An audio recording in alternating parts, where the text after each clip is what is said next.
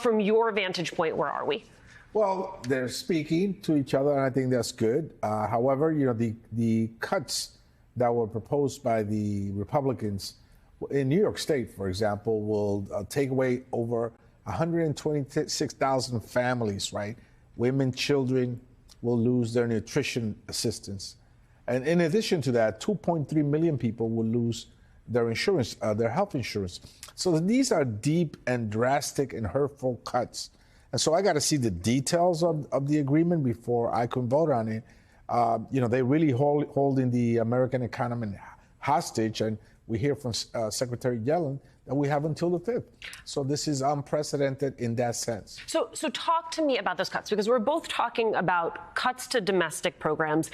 And one of the big things that we were hearing from Republicans was this idea of having work requirements, right? Work requirements for something like SNAP, work requirements for something like Medicaid. That seems to me to be a major sticking point and a red line for a lot of your colleagues. So if I am reading between the lines in what I have heard today, I have heard from Democrats who say that is off the table for me, that is a non-starter for me, but I am optimistic about that deal. Is it your sense then that those work requirements don't end up in the final legislation? That's a non-starter for me as well.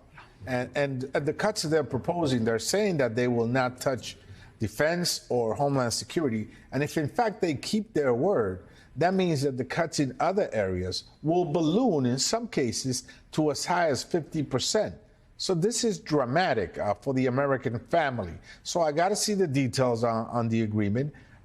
Certainly the work requirements are a non-starter for me.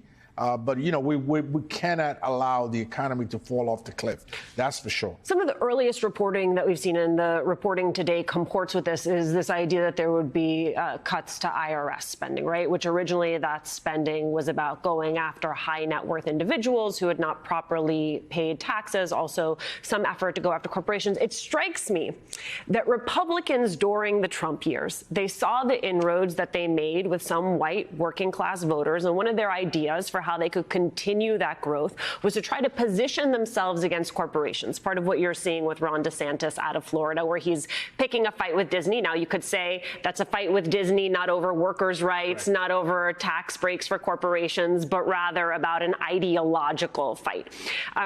It strikes me that you have Republicans wanting to act as though they're willing to go toe-to-toe with corporations, but then they want to take money away from the IRS so that the IRS can't go toe-to-toe with high net worth individuals and with those same corporations. Well, Alicia, it's even worse than that. They want to hurt working class families, moms, and their children, and they may want to protect some high earners that are cheating on their taxes. And so this is the way they do business. They're protecting the very wealthy. They have an election coming up, and this is the message that they want to send out there. I think there should be fairness in taxing. I think there should be fairness in the collection of taxes. I think there should be fairness across the board. And our ability to tax people fairly really is at the heart of the deficit that we incurred on for so many years. It's been the tax cuts to the rich that have contributed tremendously to this deficit.